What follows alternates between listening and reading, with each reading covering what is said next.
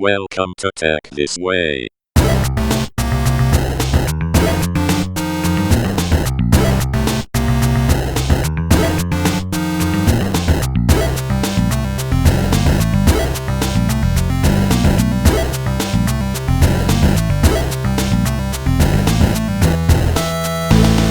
Yeah, thanks for coming in. It's basically just to understand your background, your journey, right? To discover a little bit more about because you've been around. You've been around a while. 20 years. How long has it been now in this? 21 years. 21 years. And I think, I don't know, I'm sure you've met a lot of entrepreneurs, a lot of startups, right? And I think a lot of people know you from your Proficio role, right? Yeah. What I'd like to discover from you is I don't think many people know your history, right? From 20 years ago, right? Sure. So it's more about that, right? Okay. It's more to understand who you are and how it all started, right?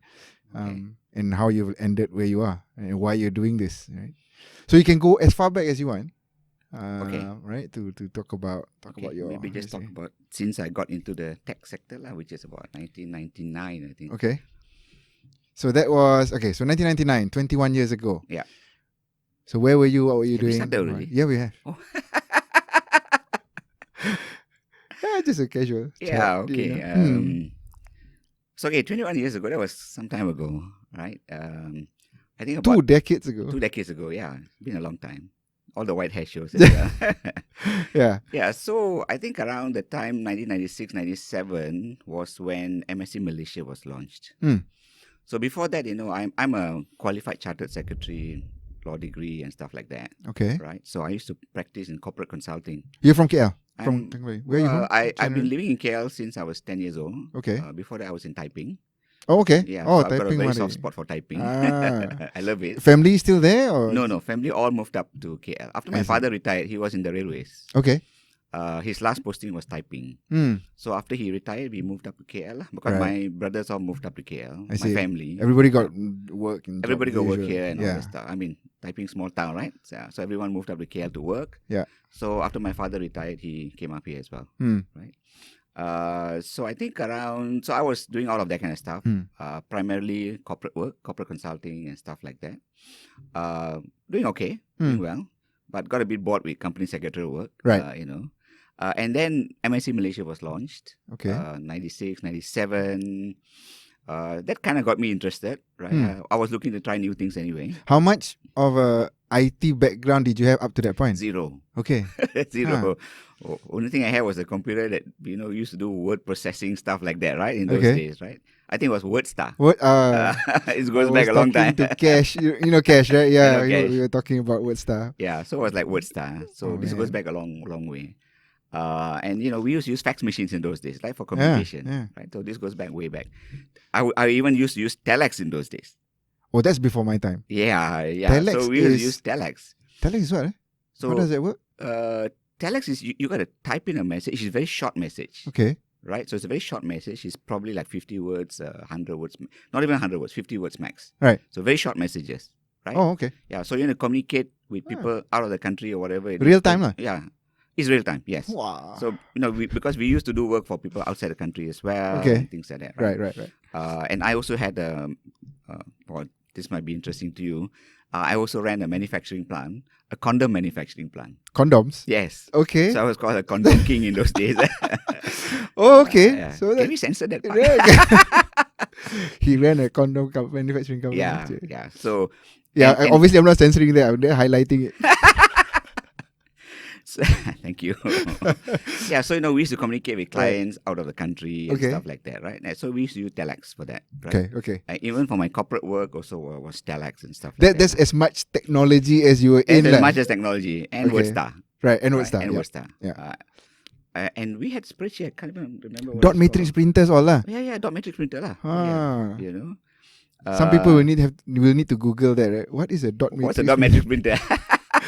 Yeah, it's a long time ago. Huh? Okay. Yeah. So then the MSc. Yeah. So when launched. MSc came about, I was really interested in what was going on. So you read about what's happening in the US, right? Amazon and stuff like that. So when Tun Mahathir, Prime Minister at the time, when he launched the MSc Malaysia, was quite interesting. Right? Interesting idea. And technology always was interesting to me anyway. I could see the future changing, right? So, I said, okay, let's go to Multimedia Super Corridor. It was nothing but oil palm estates then. you know. So I took a drive to what is Cyberjaya today. Okay. When there was nothing but oil palm estates. Because when Mahathir launched it, there was nothing. Okay. Right? It was just it was a vision. Right. And there was nothing but oil palm estates. But you could see trucks going in and stuff like, So there was no MMU yet then, was it? No MMU, No, okay. no Cyberview, nothing. Okay. Right? At that point. That is like when he launched it, 96, 97. I think 98 was about the time when things were starting to be built. Putrajaya was being built, Cyberjaya was being built. Yeah.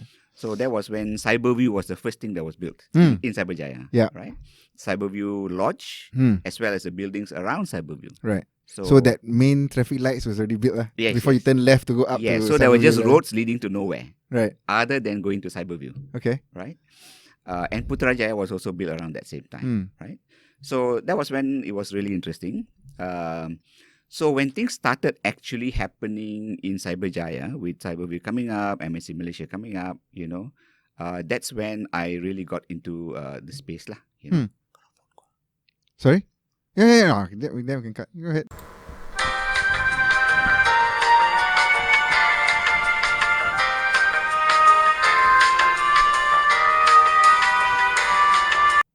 Delivery, anyways. Right now, I think. Delivery. Yeah. It's like the boom time for deliveries. Last mile. There's like the queue for deliveries at my housing area is like constantly. There's at least like 10 bikes or cars. It's just everybody's like ordering, right? I know my neighbor orders all the time too. Yeah. Sorry. Anyway. Okay. So at that time there was only Road to Nowhere. Road to Nowhere and all that, right? But about 98, 99, things started getting more interesting. But what were you actually doing at that point? So I was still initially doing a lot of corporate work, Okay. right? But when technology companies started setting up, so we had in those days you had Job Street, iProperty, the Media Shop, all of these guys started setting up, right? And that's when people were talking about venture capital funding, right? And there was only one real VC fund at that time, which was MSc Ventures, which was set up together with MSc, the Super Corridor, right?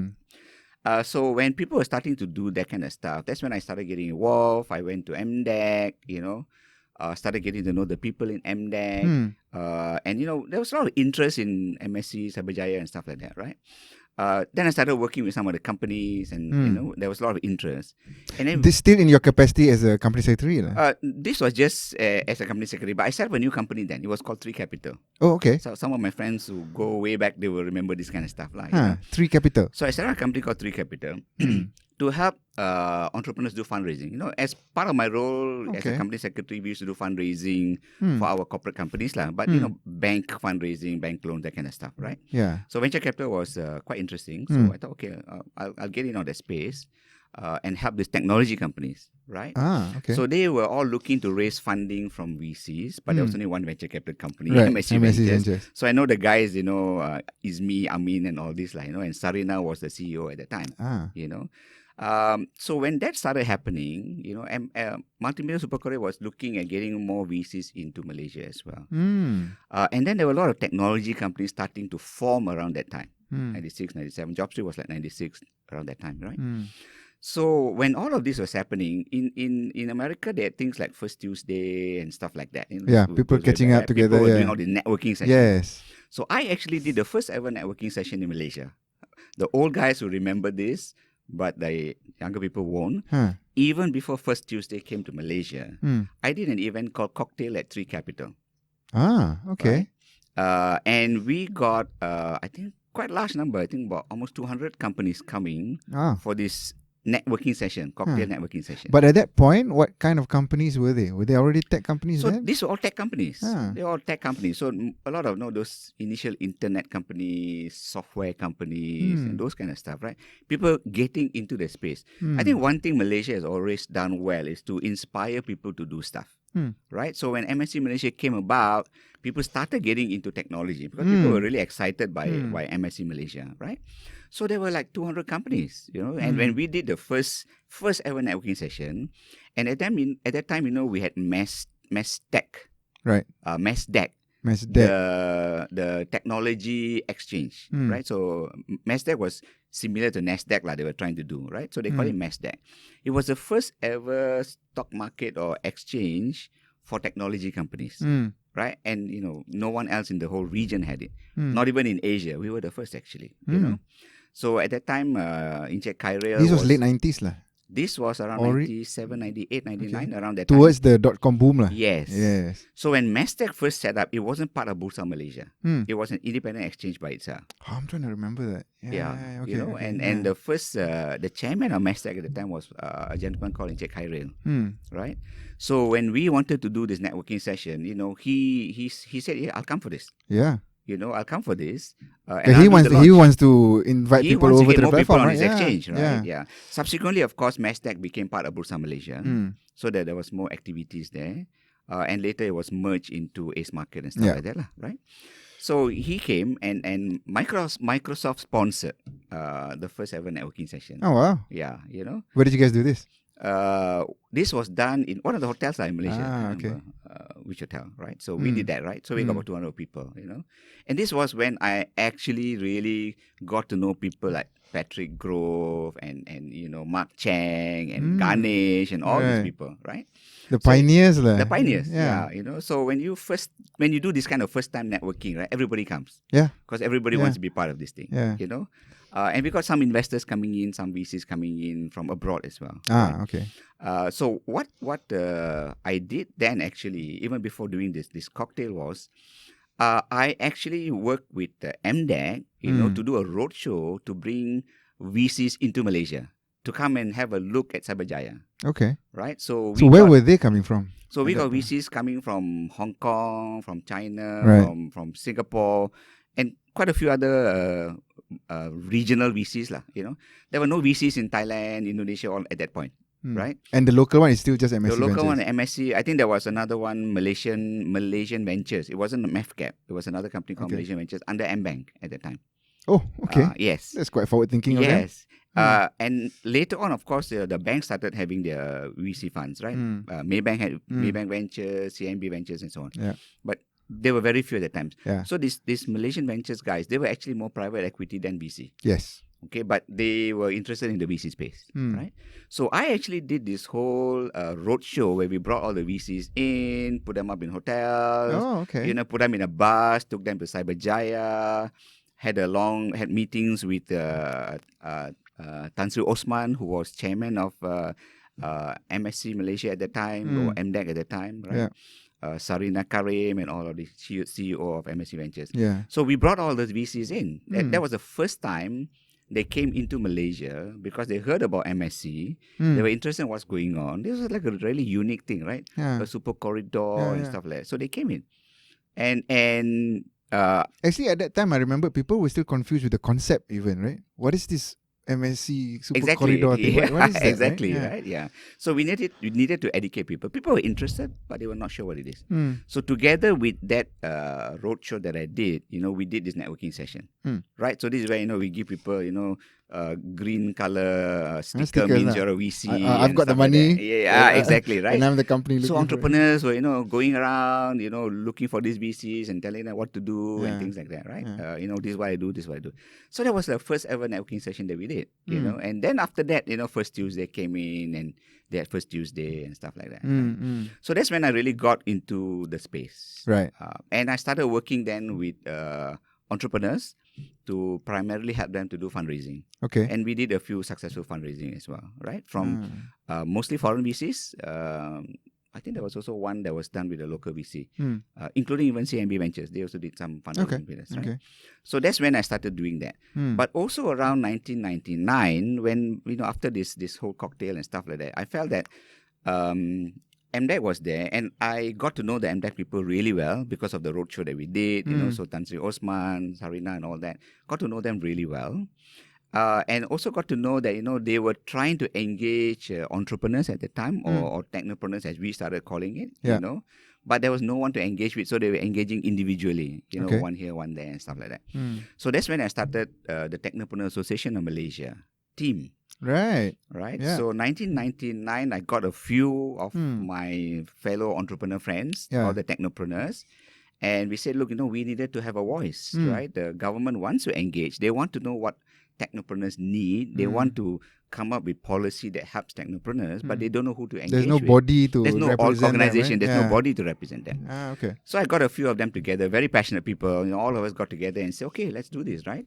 So we set up team, Technopreneurs Association Malaysia. Yeah. And, we had a program committee and all that. And then we registered a proper society, an association. And, team became really engaged into the ecosystem. Yeah.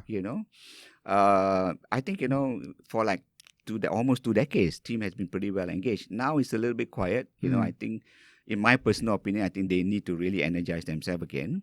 But for a long, long time, the government really engaged with team, right? And we came up with a policy paper, Ivan, right? So we got together, we came up with a policy paper, and this is the beginnings of my policy stuff, that stuff to do, right? So we came up with a policy paper, and we said, these are all the things that, the government has to do to grow the ecosystem, to make sure that we have a thriving ecosystem. One of those policies was actually for early stage funding, because there was so little early stage funding at that time, right? This is pre-cradle, This is the the precursor to cradle, right? Right. So we said there needs to be a very early stage funding. So there were no angel investors, nothing at that point in time, right? And when we looked at what was happening in the US, for example, or Europe, because that was really where all of these things were happening, the earlier stages were funded by grants. Okay. Okay. Government grants. Government grants, right? Even until today, there are like 125 different grants in the US. So it's really very important. So we did this. So that time, the late Nazrin Hassan was also in team, right? Right. And he was heading up the funding committee. Okay. And his job was to look at making sure there's some policies for funding. And that's when Cradle started, right? So he brought up the proposal to so Tone. we put this thing together. We put this whole proposal together. We started presenting to everybody. He went from one person to another. So MDEC supported it, for example. They say, yeah, this is great. Went to Mostly Minister and went all the way up to Tone at that time.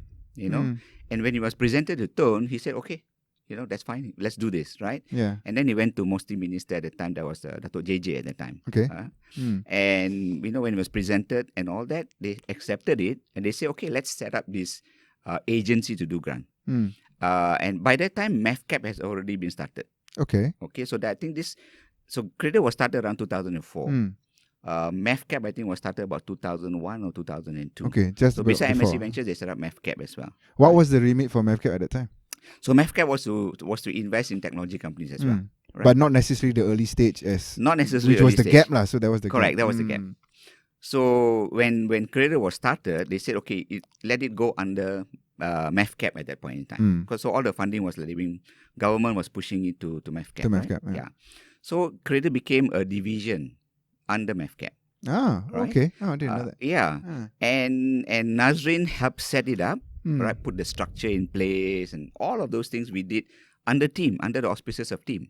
Ah, okay. So that is always, because it's always tied to what's going on exactly in the industry. Because that was our policy proposal, and the government said, fine, you guys do this, right? Oh, okay. We will provide you the initial money or whatever it is. You tell us the structure and all of that kind of stuff, and they put it under MEFCAP. So Nazrin was, of course, as part of the funding committee, his role was to get it all set up, right?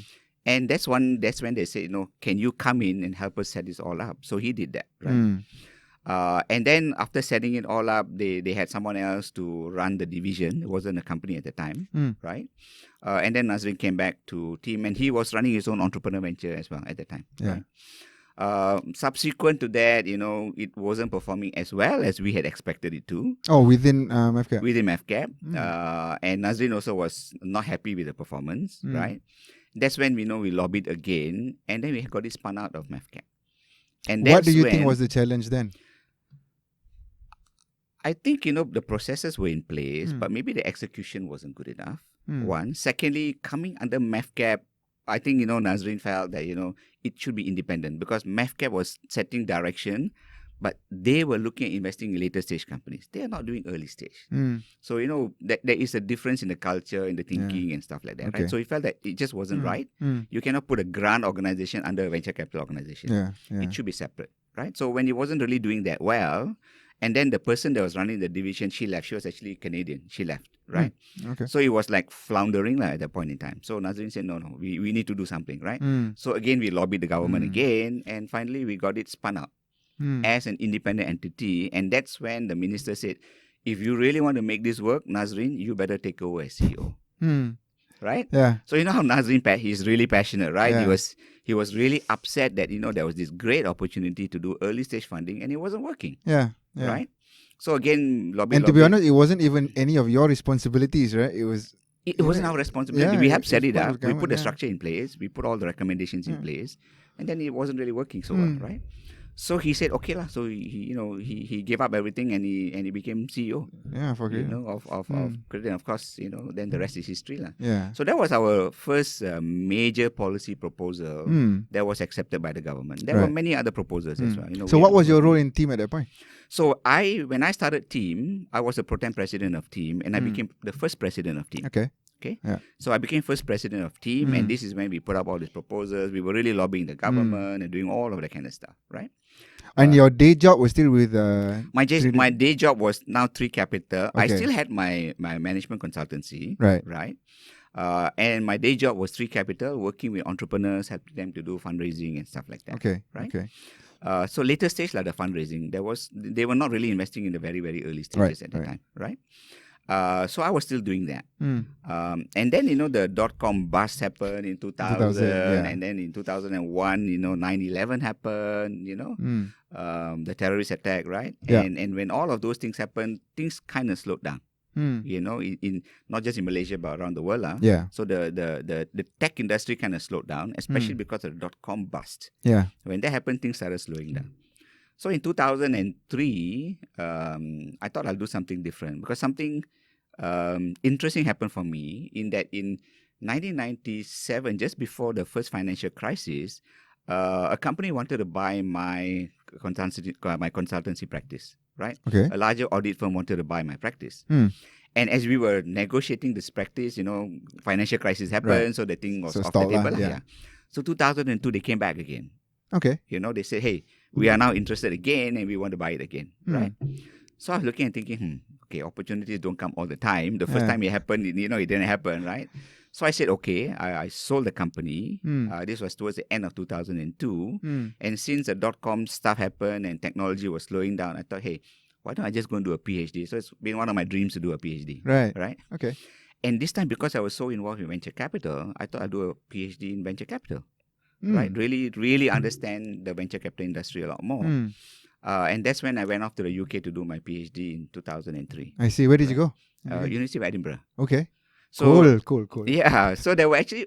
So you can either do a PhD, of course, in UK or the US in terms of venture capital. Because not many people are doing that. I was going to say, right? It's not exactly a PhD topic that you can easily not get, many people do then. this. Not many people do this, right? It was really, really rare. In fact, I was the first Malaysian ever to get a PhD in venture capital.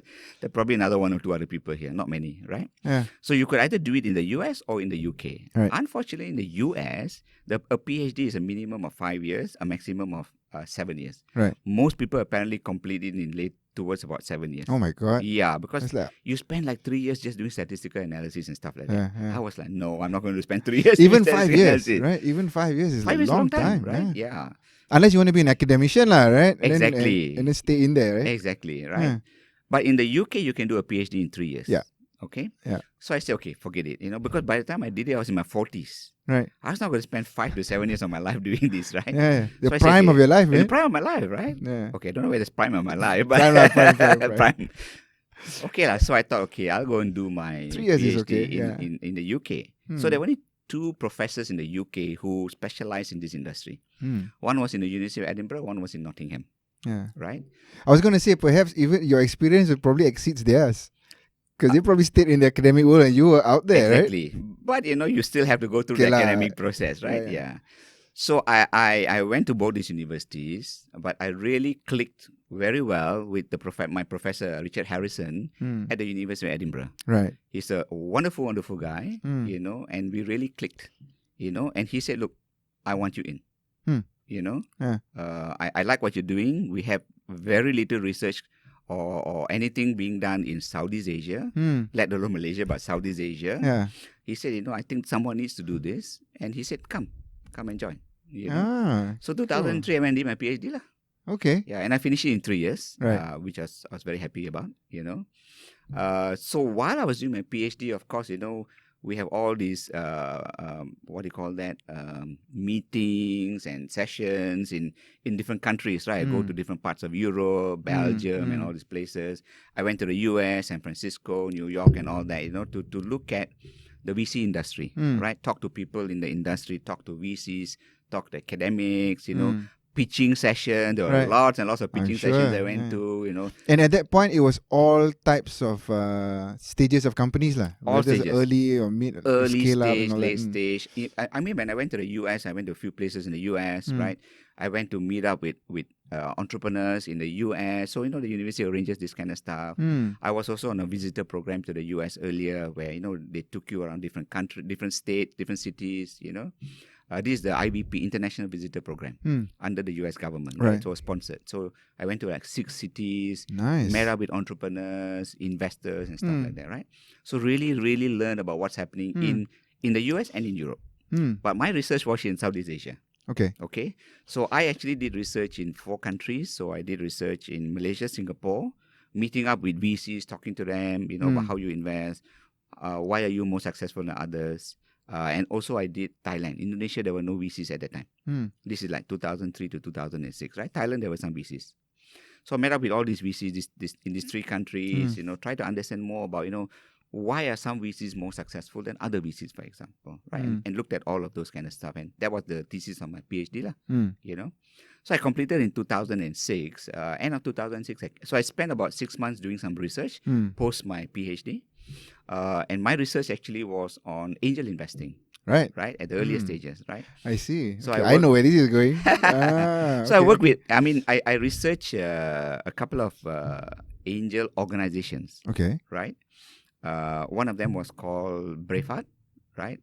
Where was that? This was in Edinburgh. Okay. Right? And there was another organization as well. So looked at how they actually do angel investments because it's more structured. They do in a much more structured manner.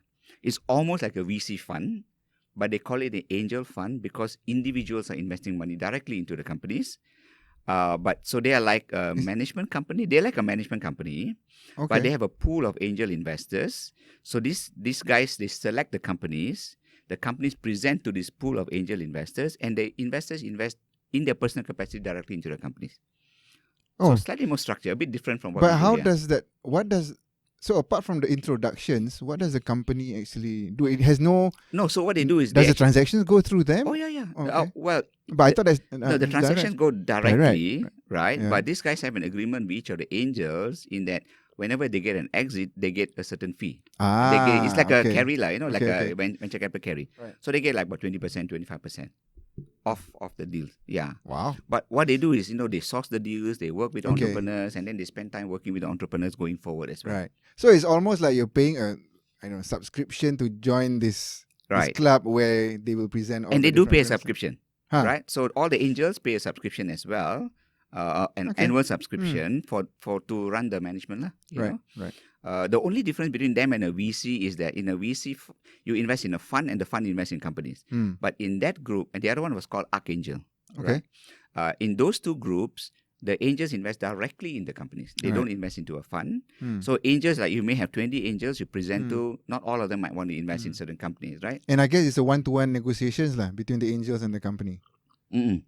Oh, so the Archangel or Braveheart, they do all the negotiations. Oh, I see. Everything is pre-arranged. So all the negotiations are done, valuations are done, everything is done. Now it's a matter of you want to invest or you don't want to invest. Okay. Everything is fixed. I see. So for the angels, all they do is they come, they see a pitch. If they like it, they invest. They don't have to do anything else. Quite an interesting model, you know, but a little bit more sophisticated because, and the good thing about Edinburgh is it's a financial center. It was the 4th largest financial center in Europe at that point in time. London was the first, I think London, Frankfurt, Paris, and then Edinburgh. So you get a lot of, just like the City of London, there's a lot of bankers and stuff like that. You have a lot of them in Edinburgh as well. And these are local Scottish companies? So they are either Scottish companies or European companies based in Scotland, in Edinburgh. Oh, why were they there? So there are a lot of insurance companies and all based in Edinburgh even today. Oh, I didn't know that. Yeah, Edinburgh is a big financial center as well. Most people don't know. There must be some tax incentive lah. There are tax incentives and stuff like that, right? And some of them don't want to be based in London. They base themselves in Edinburgh instead, right? But Edinburgh was very much an insurance industry center. That kind of FIs. I should know. Right? So it was very big on insurance. Of course, now with Brexit and all that, people are leaving and stuff like that, So there were a lot of sophisticated investors in Edinburgh. So you saw that model firsthand? I saw the model firsthand, right? So I worked with Braveheart and Archangel, but more with Archangel, right? With the founders of Archangel. Even looking through all their documentations and agreements. And this is as part of your research then? Part of my research. Okay. Part of the University of Edinburgh research. Right. So they had actually asked University of Edinburgh, my professor Richard Harrison, to do some work researching what they do to enhance their investment methods and stuff like that. Okay. So I was the researcher that went in to do all of this stuff. Okay. So, just looking at all the documentation, looking at the companies, see how they invest, talking to them, how do you identify companies, how do you invest in companies, all of that stuff, right? So it was really interesting because there are not many angel groups like this in other parts of the world. Yeah. Performance-wise, were they doing okay? They were doing well. Ah, they were actually doing well. So angel investments, I discovered, because, right, you are getting in very early, right, at very low valuations, okay, and you're working with them to grow the business, right? What investment sizes are we talking about here?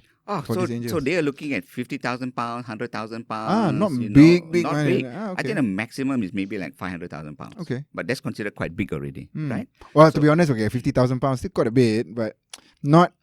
I was thinking of more than that. I think more than £500,000 goes into the VC area already, right? So anyway, the most is probably about £500,000 where they pull the funds, right? But anywhere from 50, 100 and above, right? £1,000, okay. And they do take stakes like 10, 15, 20% at a very early stage. So even after dilution, they do make really good returns. They actually make better returns than VCs make. So why would those companies, at that point anyway, raise money with the angels as opposed to from the VCs? Because a lot of VCs don't invest at that early stage. Okay. So it's just availability of It's availability. Of fund. Plus, there's a lot of good research that comes out of universities in Scotland. So they work very closely with universities in Edinburgh and stuff like that, right? So there's a lot of good research that comes out. There are a lot of spin-out companies as well. From the universities. From the universities, right? But there are also a lot of entrepreneurs that set up in Edinburgh. So, I think they find it easy enough. And the guys at Archangel and Braveheart are really good guys as well. All ex-entrepreneurs who exited their business. So they're all very clever people. They know how to build a business. So their model was really interesting.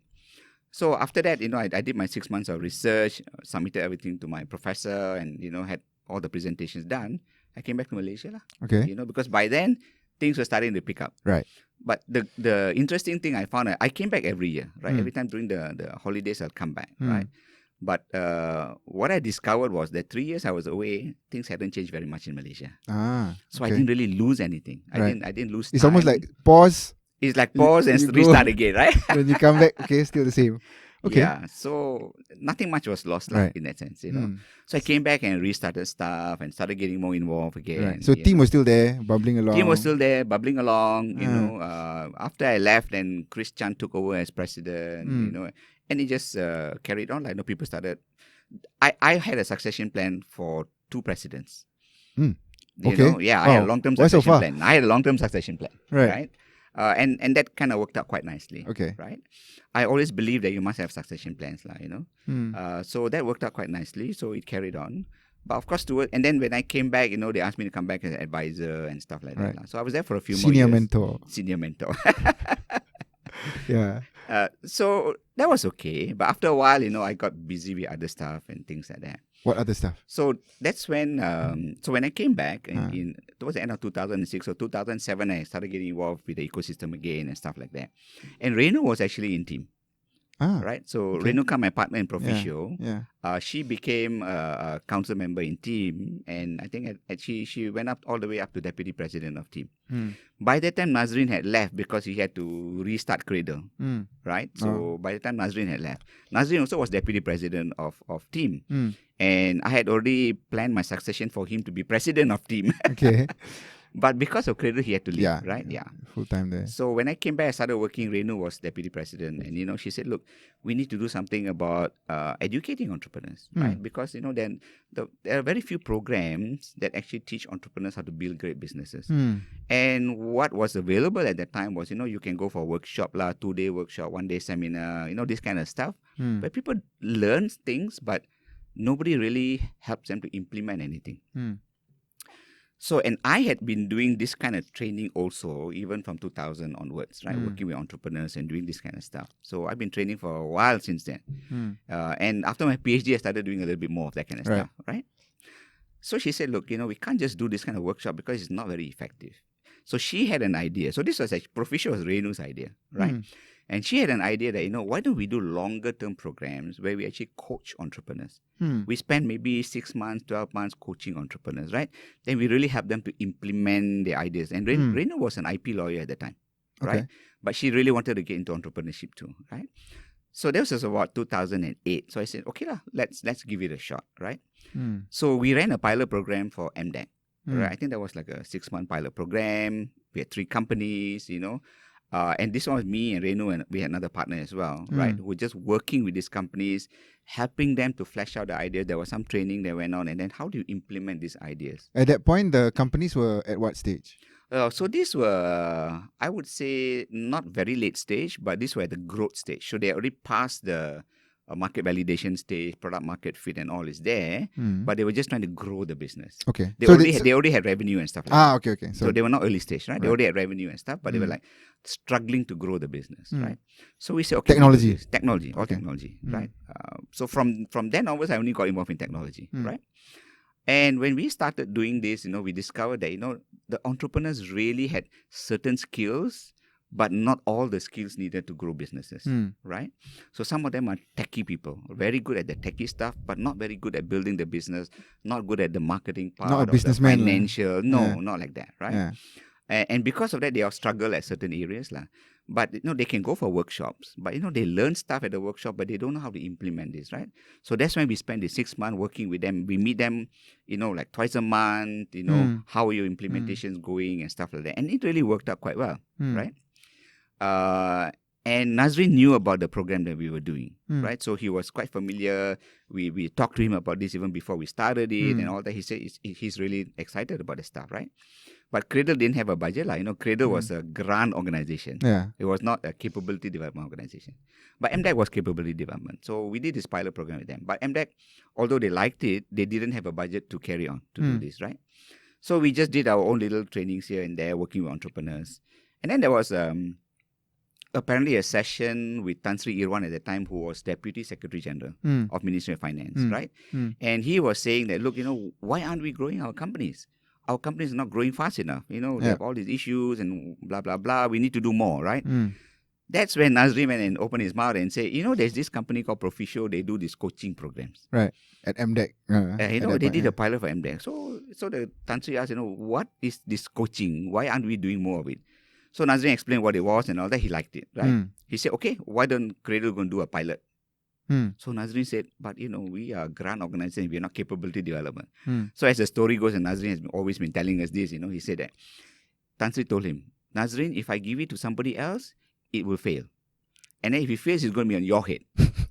So you might as well take charge. So I want you to take this and make it a success. Right. Because I know if you do it, it will be successful. Right? So he had no choice, he had to take it on, right? So he told us, look, run a pilot program, right? Get 100 companies in. At that time, we took 126 companies. Wow. A lot. Big. 1 year program, 126 companies, 12 months of coaching, right? And it was really big, at that time, right? So, okay, we did this, hugely successful. Right? And these companies were various stages as well? Or so when we took them in, we had various stages, right? So we had the idea stage even at that point. Oh, okay. Yeah. So we had a batch of idea stage companies. We had the very early stage companies. We had companies that had products but no market yet. And we had the growth stage companies as well. So it's very, very varied, Yeah. So we brought in coaches to work with these companies and stuff like that. And one thing we did was, which a lot of people never did, was we actually tracked the success of these companies, right? And when we asked MOF at that time and Cradle, so what kind of data do you want us to provide you? So they said, we want to know like how many people attended, how many hours of coaching. Okay, not the outcome just activity lah. Exactly, activity based, right? But that's not outcome, right? So we said, okay, we have to provide data that's market driven. So we started doing, okay, what's market driven, right? We can't do profits because they are very early stage. So, okay, we will track revenue growth. Okay, we want to track revenue growth. We will track export revenue growth. We track how many people they hire. We track how much funds they raise, right? But what's the difference, the revenue and export revenue? So just both lah. There means some companies only grow the business in Malaysia, so their revenue might only be Malaysia. But we wanted to see whether we could actually help companies go global. So we had a program called Go Global. I see. So companies that wanted to export their services or products, we put them in a program called Go Global, right? And we bring people with experience and having done stuff outside Malaysia to help you go global, right? Yeah. And then we track and see how much you actually export, how much services you actually export, right? That means you have clients paying you from outside Malaysia, So we track all of this data, right? And we were the first people to actually do this. Nobody else did this before. As in Malaysia or anywhere? In Malaysia. In Malaysia. I don't know about the rest of the world, but, we've had my professor coming much, much later, to do some analysis on what we did. And he said, look, even in Europe, they don't have this kind of stuff. Became like a bit of a case study, eh? Yeah, he said, even in Europe, nobody does this. He was really amazed that we were doing this stuff, right? So we were tracking all of this data. So we did the first pilot program.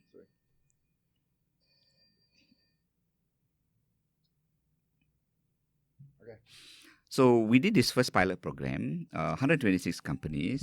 We showed this data and we showed the growth rates, right? And the growth rates were really great. It was like 100% in the 1 year they're in the program, right? Yeah. And when you look at, so what we do is we do a baseline. So we track what they did before they came into the program, and we track 1 year of what they do while in the program, and 1 more year after they leave the program. Right? So that we have a bit long-term data, right? And then when we compare to what they did prior to coming in, they were all doing like single digit or low double digit kind of growth. And here they're doing triple digit growth. Right? So MOF loved it, right? It's like, wow, this is fantastic. Okay. And they didn't believe some of this data, right? So we say, okay, here's the raw data. These are all data provided by the companies, right? You can go and do your own analysis, right? So they look at it and said, amazing. Okay, let's do one more round. But Nazrin being Nazrin, he said, Doc, that was a pilot program. We could let you do a pilot program. But now you have to do a tender. Okay, to be fair. To be fair, he said, now you got to do a tender. We said, okay, right? If it's Cradle that's doing a tender, we trust that you'll be a proper tender. Right. Okay, no problem. We did a tender. So he did a tender, right? Apparently 36 over people applied, organizations applied. Really? That many people were doing this kind of coaching, right? No. They were not doing coaching. Most of them were that's doing the training. That's the difference, Some were doing coaching, okay, right? But they were not doing our kind of coaching. Our kind of coaching is to coach a company to grow your business, to build your business. Sorry, so let's stop there for a second, right? Let's go back to your pilot. Yep. So for that 1 year, what exactly happened to these 126 companies? So what you do is, right, if you are an idea stage company, right, in the 12 months, you must get your prototype completed and you must have your pilot customers. So that's our tracking mechanism, right? So it's almost like an accelerator for the it was like an stage, accelerator, yes. Right. Okay. So at that time, not many accelerators. So that's for the idea stage companies. Yeah. For the growth stage companies, we set minimum targets, minimum growth targets, right? So I think the minimum growth target we set was 50%, which we thought was pretty good already, right? So if you already have a product and you already have some kind of a market, we want you to show 50% growth in revenues, right? So we do this and we track them on a monthly basis. But so what happened? So how did you actually guide them to achieve that? We have training, right? So we front load the training. So the first 3 months, there's a lot of training. We train them in terms of what you need. How do you grow a business? How do you scale your business? We train them in a whole bunch of things. Like there's a lot of entrepreneurs come in, don't know the difference between P&L and balance sheet and cash flow, right? So we do financial training for them. Right. We train them in marketing, right? We train them in product development if that's necessary. Okay, we train them in how you grow your business, how you scale your business, right? So we do a lot of this kind of stuff. Oh, is this free for them? It's free. It's fully funded by the government. Okay. Right. So it's paid for by MOF via Cradle. Right. So Cradle is the agency that manages this thing. So we do all of this training, right. And then we set them homework that they need to do, and we set them strategic plans. They need to come up with strategic plans. The coaches work very closely with them. So they all have 2 coaches. I see. Right? Each of the company has 2 coaches. The coaches work very, very closely with them to build this 12 to 24 month strategic plan, right? And then help them to actually work out the implementation of the plan. So they don't actually do the implementation, but they work out a plan. The companies go and implement, and then we follow for 12 for every month. Every 6 weeks there are meetings with the coaches where they tell them what they did. Did it work? Didn't it work? So the coaches are there to guide them on the implementation. Right? So it must have been tough for these guys because they're obviously running their program, their businesses at the same time as going through this guided. Exactly, program, right? But most of them make so many mistakes. The coaches actually help stop them from making these kind of mistakes. Right. Because there's a lot of experience that coaches have and stuff like that, right? And we don't get them to spend. It's not like they spend 1 whole week with us every day, right? They might spend like 2 days a week or 1 day a week. That's the kind of timing that they. So we let you run your business. We understand you have a business to run, right? But you need to spend some time working out the strategy and this plan and all of that stuff, right?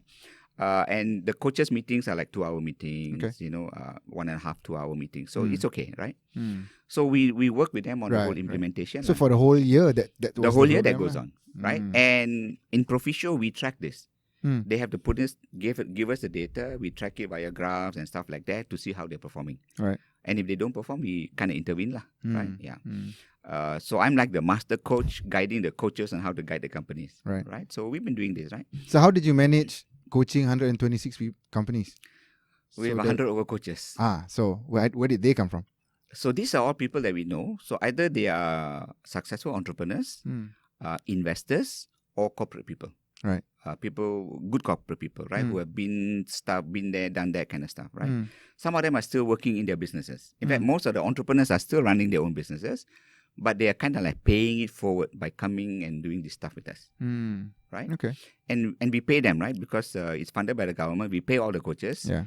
So they all have to commit their time. You sign an agreement with us, you commit your time. Right? But I assume it's almost like a token, right? They do it more for the love of the. They do it for the love of it, but we pay them more than a token. Okay. We believe time, your time is money. It's valuable, okay. Right? It's valuable. Cool. So we pay them a fair amount. We pay market rate actually. Okay. Right? So we actually pay market rate, right? But most of them come and do it because of the love of it as well. It's not for the payment. None of them ever ask us how much you're paying us. When we talk to them about coaching, and all of them say yes. Right? They're part of the program. And then we say, oh, by the way, we pay you as well. Okay, good. So we get good people. If people come and say how much you pay, how many hours, can you pay more? Out. You're out of it, Yeah. We want people who are passionate, who really want to help entrepreneurs, who want to pay it forward. You're doing it for the money, you're doing it for the wrong reason.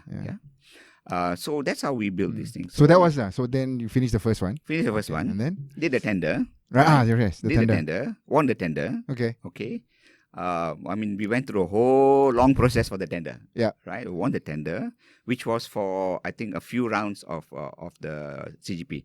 Okay. It was always dependent on if there's money, we'll do this kind of stuff, right? So, and it is still 1 year programs as well? It's still 1 year programs, yeah. Okay. So it's a 12-month program, but sometimes it overlaps. Maybe if we start like now, we started in March 2020, we'll finish in like February 2020, 2021, right? And then if there's a budget, we do another round. So it's all budget dependent, right? Okay. Yeah. So our current program is ongoing now. Okay. And in this program, we have 108 companies. So our mandate is we are paid by the government to do 100 companies, but we find there are some better companies as well. So we take it at our own cost. So for the first program, after the pilot, after the tender, right? Did you still get the 100 odd companies in? Yes, every year is 100 odd companies. So how many applied typically? So typically, for example, there will be about 400-500 people that apply, and about 100 get selected. Okay, and it is still a breadth of company stages, from idea stage all the way to scale up. Except after the first year, we decided not to do idea stage because that's when accelerators started being set up. Right. Right. Right. When we first started in 2011 and we finished in 2012, we call it a season because it kind of overlaps. Okay. Right. So the first season, there were not many accelerators or incubators. Right. The second season, we started 2013 and we finished in 2014. So that time when we did it, there were more accelerators coming up and stuff like that. So we said, look, let the idea stage guy go to the accelerators. We'll do the later stage guys. Okay. Because we didn't want to compete with accelerators. We shouldn't compete. Right? Yeah. If there are people doing early stage, let them do early stage. We will do the growth stage. Right? So after the season 2 onwards, and now we're in season 5, by the way. Okay. We said we'll do later stage. Right? So for later stage, it means you must already have a product. Even if you don't have pilot customer, it's okay. Your product must be completed or almost completed. Or you have just completed and you've got some pilot customers, but that's all that you have. Then you can come into the program. Okay. Okay. Does Cradle invest in these companies at all? No. So they don't have. It's not a same program as their it's investments not. or their grant, lah. So we tell the companies very clearly, right? This is the capability development program by Cradle Fund, which is totally separate from the grant or funding from Cradle Fund. Okay. But it doesn't preclude them from applying, lah. Okay. Yeah. So if you are in the CGP, actually, if you're a good company, we will encourage you to apply for the grant. But you got to go through the whole grant process like a normal company. Yeah. We also have companies that have received the grant coming into the CGP. Right? So it works both ways. Right. Okay. But they're totally two independent programs. Okay. Right? So we run the CGP and we have shown some really good success stories. Right? And when you look at the success of the CGP company, and I'm really proud of this, right? We've got so many very successful companies. Give me a quick one. Quick break.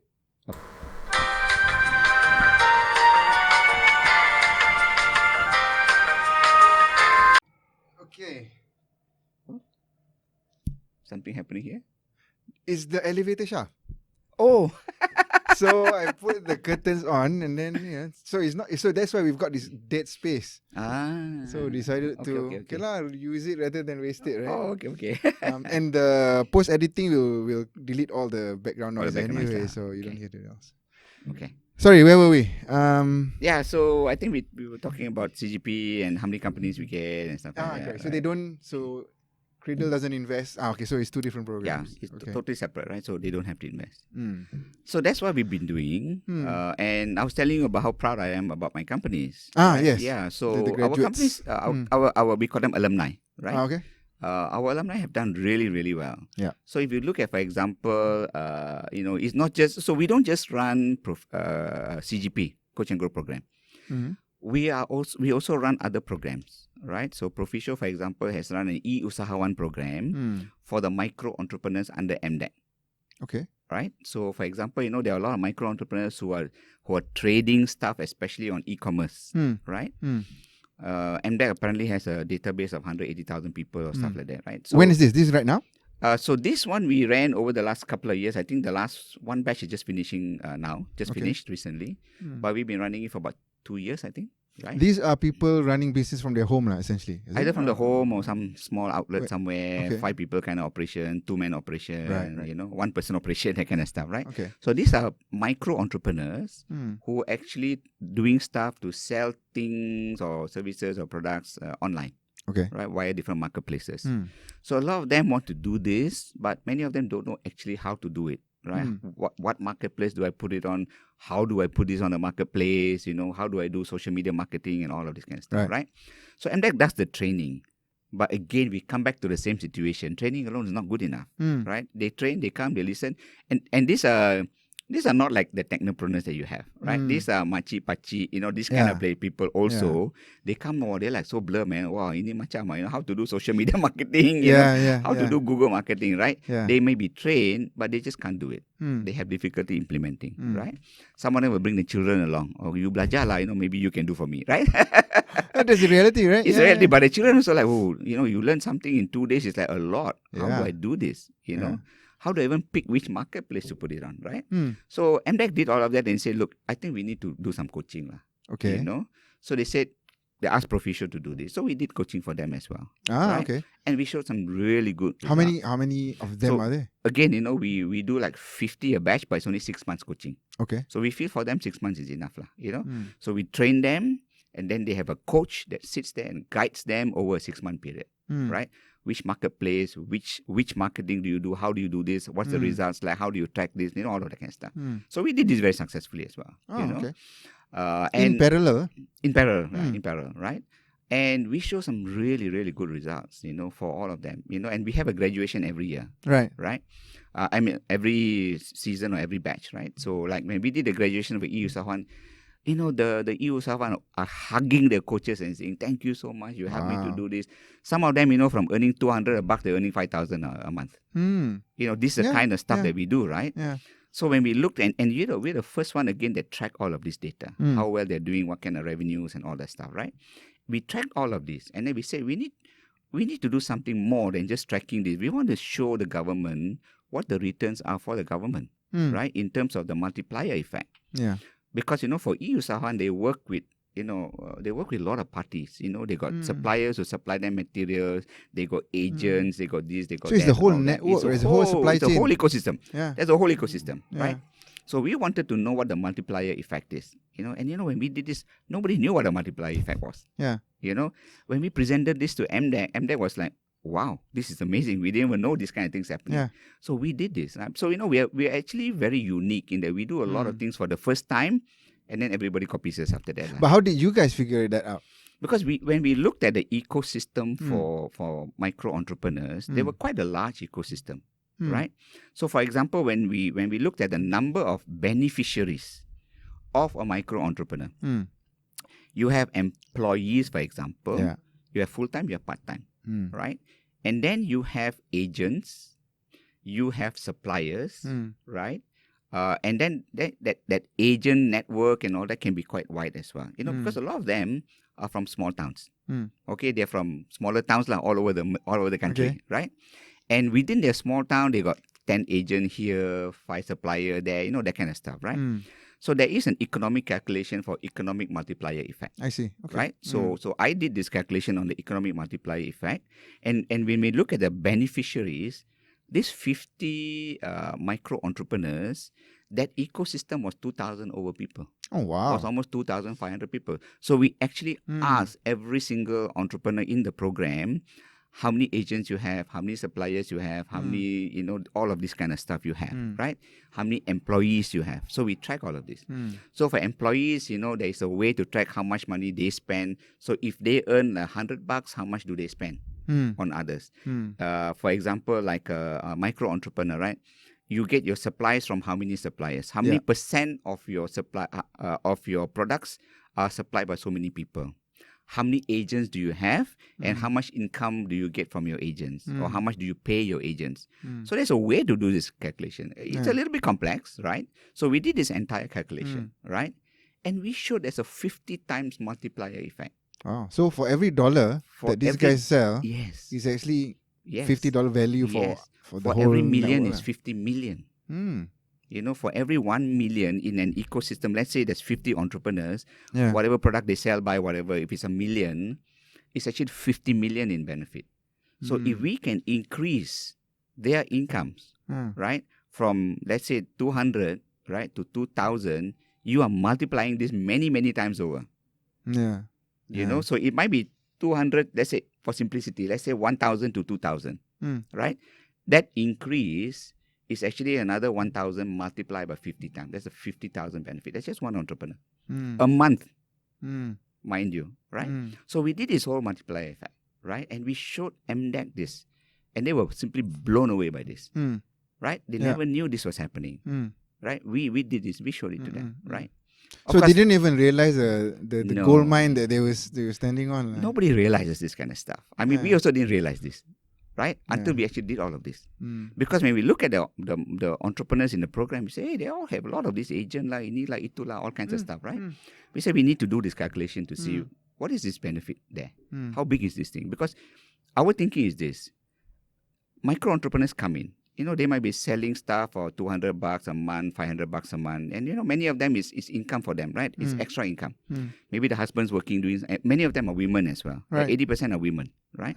Maybe the husband's doing a job somewhere, they want to earn and supplement their income. So for us, our thinking is we need to help them to really supplement the income. $200 is nothing. What if we can get them to 2,000? Maybe we can get them to 5,000, right? And while we were doing this, we realized they were saying, oh, my supplier going to be very happy. My this is going to be very happy. We said, hey, you got a lot of suppliers. So we did this whole calculation. Right.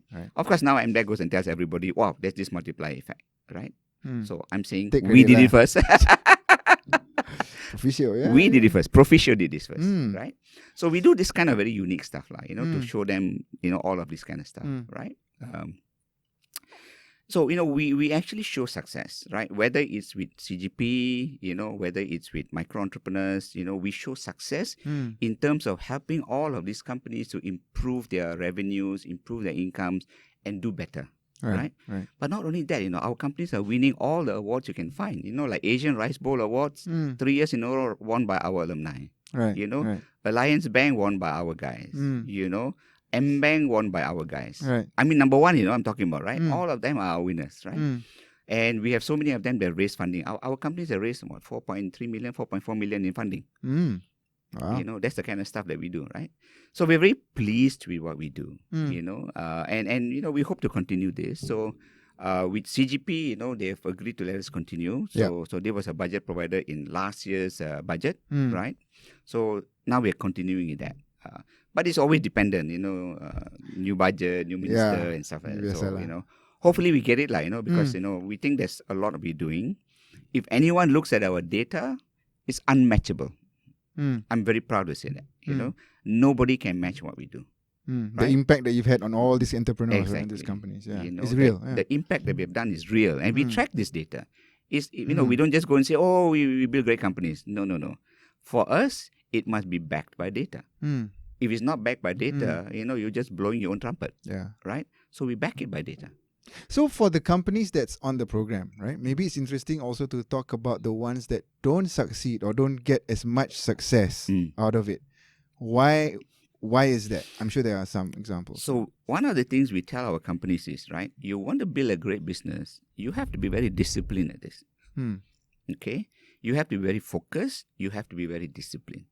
You have to, for example, we train them on metrics. You have to track your metrics. You'll be amazed. Out of 100 companies that come into the program, 99 of them don't have any metrics to track. Right. The only thing they track is how much money I make, how much sales I make. Right? But you don't know, for example, if you're an e-commerce company, right? What's your funnel? What's your conversion rate? How are you growing your funnel? All of those things nobody does. There's so many things you could track. Right? We train them all of this, right? But we tell them, we can train you in all of this kind of stuff, but you have to be disciplined. You must have a proper strategic plan. So we have a way in which we do this. So for us, it's all about focus, right? And we know entrepreneurs will do anything and everything. So we always tell them, no, you can't do anything and everything. You got to be very focused, right? So we have a strategic plan, and every plan has a KPI. And every plan has a metric. So we want to see you set a KPI and whether you're working towards achieving the KPI or not, right? So we have it's a very structured program. And we do this because, the coaches also want to track and see how you're doing. Right? So if you're supposed to do something, right? Let's say for simplicity like e-commerce, right? You want to improve, let's say standard, conversion rate on the internet is say 2%. Now, if you are only doing 0.5%, you're not even meeting standard conversion rates. So we'll have to figure out now, why are you only doing 0.5%? Why aren't you doing at least 2%? Right? So we work with them to improve conversion rates. Right now, if you can improve your conversion rate from 0.5 to 2, your revenue can go up 4 times. It's as simple as that, right? Okay? And if you can improve it to 2, then you can spend more money to bring in more people because your conversion rates are high. And if you can get above 2, you're doing better than market rates. So can we get you to like 3, for example, or 4, right? How do you do this? What's your plan, right? How do you do all of this? So that's how we do this, right? So we are very focused, right? If we say we want to improve your revenue, we'll figure out how to increase your revenue. Okay. Right? Maybe the model is wrong. So some of them have the wrong model, the wrong business model. So we'll work out and say, okay, what's wrong with this model? Can there be a better model, for example? Some of them, for example, have great products, but nobody knows about them. There's no awareness. Right? How do you sell? So it's a marketing problem. It's a marketing problem. It's an awareness problem. So we work with you on your awareness as well. That could be a strategy, So we're very structured in what we do. But some people still don't make it. Right? And why don't they make it? They have no discipline. right? They don't follow through. They have no discipline. So like, you meet your coach once every 6 weeks, right? Before you meet your coach, you put all the data in so that we can track, right? And then when you meet your coach, we have this discussion. Somebody meet the coach, coach, sorry lah, I had no time to do this. I had no time to do that, If you have no discipline, you'll fail, right? And so we find that that's one reason. The other reason is something totally out of our control. This is issues between partners, right? Between founders, right? So in fact, we have never had a dropout from the program. When people come into the program, they love it. Everybody stays the whole 12 months. But we've had a couple of dropouts when they have had, issues with founder, some conflict, breakup, this kind of, I sue you, you sue me kind of stuff. Okay. Yeah, it happens. Yeah, that's it about happens. the only reason why people actually drop out, But there are also some companies that come in and, the business never works in the end. Right. Sometimes things change, economy changes, whatever, it never works out, right? But we always tell them, if you're still in the program, you can still pivot. We will help you with the pivot. Okay? But sometimes it just doesn't work out. But the failure rate is very low, right? Our success rate is very, very high. Yeah. And our growth rates are very high as well. So anyone that actually looks at our data, whether it's the minister, the previous minister, for example, she looked at our data, she loved it. Previous MOF looked at our data and they loved it, right? That's why they say, hey, carry on with the program, right? So if we get a chance to present our data to anyone, everybody loves it, which is why we got MDEC program and other programs and stuff like that. But I think you're just being cynical, But is that also a factor of the fact that there's 400 companies that apply? You pick the best ones, so they have a better chance of increasing anyway. But you see, even those best ones, when we look at the baseline data, they only grow single digit, double digit, right? At most, right? Here you're doing triple digit, yeah. And when we track our data for, let's say, 2 years from the time they started, they're growing 300%, right? Before this, if you track the data, they're lucky they grow 30%, right? And this is not just for one season. We're talking about 5 seasons here. Okay, 4 seasons completed. Now the 5th season, right? So we're talking 4 completed seasons, 469 companies. Okay. Cool. So it's not, if you do it for 1 season, then you can say maybe lucky break or whatever, right? Yeah, but we've been doing this consistently for 10 years, Yeah.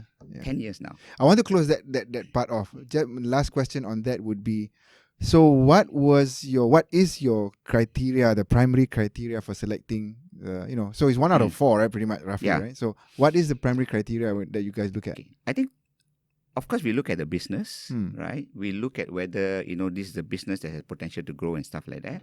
But one other criteria is the entrepreneur coachable? Okay, right. So we have entrepreneurs that come in and we look at, but that's quite subjective. Yeah, so we have a panel that does the selection. Right. So we have a 2-step selection process. One is you fill up an application form, right? And then we call you in for a very quick interview, a pitch session, right? You do a pitch, right? And if we select you from that pitch, then you have to fill up a form, a more detailed form, tell us about the business and all that, and then you finally get selected into the program. So when we do this interview, I mean, we've been doing this for 10 years, 12 years actually, right? So we kind of know people, Right. You can tell whether the guy is coachable or not coachable. Sometimes I ask certain questions, they're like very defensive and this and that, right? If they're not coachable, they're not in the program. Okay. Because we have had some people in the program, they're just totally not coachable. So it's like, why did you join the program? If you're not going to listen. If you're not going to listen, why you join the program, right? Not open. And we've had people, don't want to listen. After 6 months, they had all kinds of failures. And then the second 6 months, they're like damn good disciplined people already. Because they have massive. We always tell them. So the difference between us and most programs is we do not insist you follow our direction. It has to be a consensus decision. Right. We tell you what we think you need to do. You tell us what you think. We reach a consensus on what we agree that you will do. Okay? And some of them don't want to do. We say, okay, we do it your way. No problem. Let's see what happens. Right? Yeah. Sure enough. 99% of the time, it doesn't work out. They come back to us and say, I think we should listen to you in the first place. Right? Yeah. And then they listen to us and then things work out. Yeah. I'm just wondering how, because the program is so successful, right? But unfortunately, you guys are limited by logistics. Like the resources only allow you to do this 100, right? How are you able to scale this up so that it's more accessible to the wider audience of entrepreneurs out there, right? So that everybody can benefit from the wisdoms that you guys have had, right? And that's like, a decade of wisdom, right? So we have 100 over coaches We have no problem with the handover coaches. So we built these coaches over a decade, right? And most of our coaches are returning coaches. But the beauty of our program is companies that have been through our program, the founders that have been through our program and built successful companies are more than happy to come back and coach again. Right? So we have a pool that we can always select.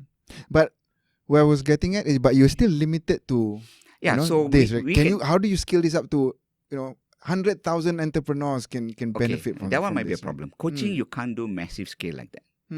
Training, you can do massive scale.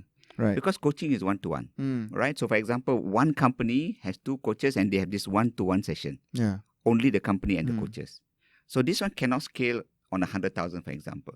But it can scale from 100 to 200 to 300 companies. I wonder if there's any way to codify the coaching sessions, right? Some kind of AI to try and understand. Training can be, but coaching might be difficult because every company has its own different issues. Because I agree with you in terms of the training, right? We all go for training for all kinds of things. The success is really how much you put into it, right? Yeah. And entrepreneurship, you always have issues, right? You're fighting fire all the time. You don't, So coaching is hard to scale up at that level, but going from 100 to 300, that's not a problem. We can do that kind of stuff, But there needs to be a budget for this kind of stuff, course. because to train people over a 12-month period costs a lot of money because you got trainers, you got to pay coaches. The coaches are with you for 12 months. It's a 12-month engagement per coach, right? So there is a certain amount that you got to pay. So it's costly.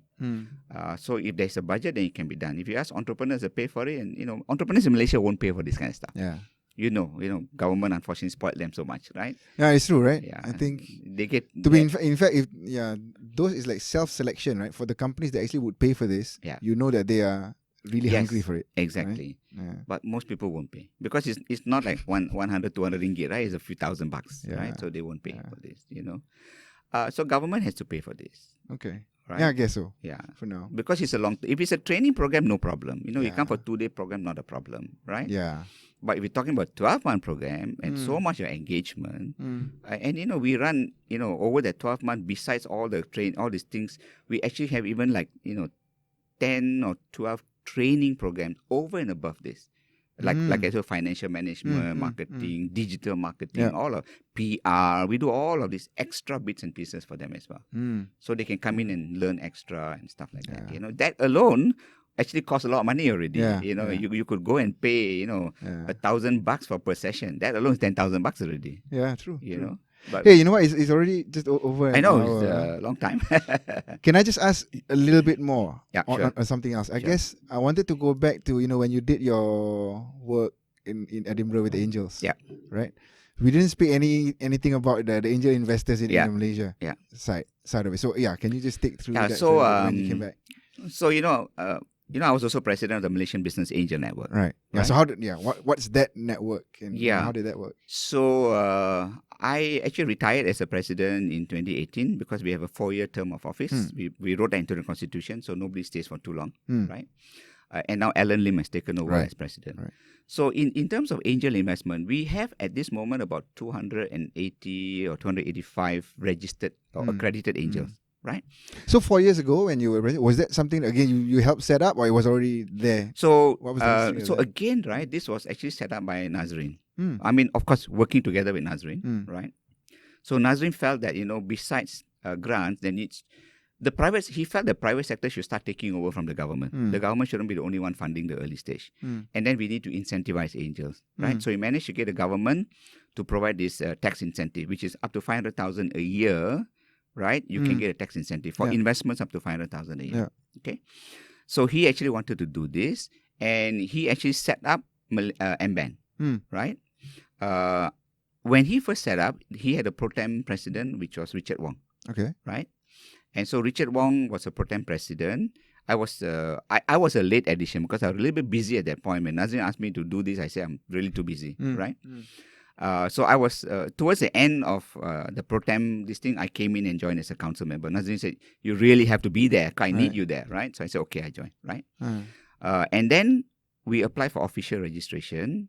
And when it was officially registered, Richard took his leave. He was busy with his own stuff. Right. And he said, he has to leave. So I became the first president of the officially registered MBAN. Oh, but we see. always recognize Richard as the founder, if you like. As the founder, as the pro tem president, like a founder president, right? Yeah. But the first president of the registered entity was me. Mm. And we really wanted to get more angels to do more investments. But the issue was a couple. One is most angels are not sophisticated enough to understand angel investing. They can invest in property and stuff like that, but they don't know angel investing. They don't know where to get deal flow for angel investing, right? So one of the two key pillars of MBAN, which I instituted at my time and is still ongoing now, is one is we need to educate on angels. So we have an angel education program, right? We run multiple programs. We even run programs with other people as well, right? But we have a deep dive 2-day program. We talk about everything from due diligence to selection of companies to valuation and all of that stuff, right? And then we provide deal flow. So every month, we have a MBAN pitch. We call it the Enter the Tiger's Lair. Every month, we have 5 to 6 companies pitching to our angels. And, under MCO, we've been doing all of this online. Yes. We did one. So I made sure that it's consistent. Right, so I said on the last Friday of every month, there is a pitch at 3 p.m. Right, so everyone knows the timing. And it's been really good. I think we have had, if I'm not wrong, probably about 200 companies already pitched, right? So we had on last Friday, we had our pitch for June, the last Friday of June. I think we had about 80 participants, right? So angel investors coming in. So we get this deal flow for them. And then we connect them to the companies. So any angel says, I'm interested in this company and this company, we do the connection. Right. But after that, we leave it to them to negotiate and to do the investments and stuff like that. Yeah. So for us, it's important to do that, right? So we have managed to actually excite a lot of people to come into it. So we have about 280 accredited angels. So how do people join? For those who are interested? So as long as you have an income of 180,000, so it's only for what you call high net worth individuals. So either you have an income of 180,000 a year, or you and your spouse 250,000 a year, or net you have a net value of 3 million, right? You can become an accredited angel, right? And this criteria is low enough criteria, right, that many people can become angels. So we have a lot of professionals and that was set by when you were registering. So when we worked out the tax incentive with the LHDN, Income Tax Department, and MOF, they said, look, this is risky investment. Okay. Right? Angel investing is risky investment. We don't want mom and pop and uncle, auntie to do this investment. So we want something people more sophisticated. Right. So we set this income criteria, right? So that's how we came about, right? So as long as you have that criteria, you can be an accredited angel. You have to join MBAN. Right. And membership is 800 ringgit for 2 years. Right. And renewal is only 400 ringgit. Right, for another 2 years. So as long as you join MBAN, you can get accredited, and then you can invest and up to 500,000 a year of your investment, you can write it off your tax if you hold it for 2 years. Okay. So you must hold the investment for 2 years, right, and then write it off your tax. So not quick flip, not quick flip. So we don't want people to game the system. Right. Yeah. So no quick flips. You got to be serious about this. So that's that. Okay, Doc. I've taken a lot of your time. No problem, man. 1.5 hours. Definitely I want to get you back again, because we didn't get into what I really wanted to also understand is more your view on how the ecosystem of entrepreneurs has evolved, right? From the days of the late 90s to now, right? But I think that's another hour of conversation. That's another hour, right? From the days of Mark Cheng and Patrick Grove. Yes, to today. To the growth of all these startups and all that, right? A lot smaller and a lot more prolific now. Yeah. But that's for another time. Okay. Okay, man.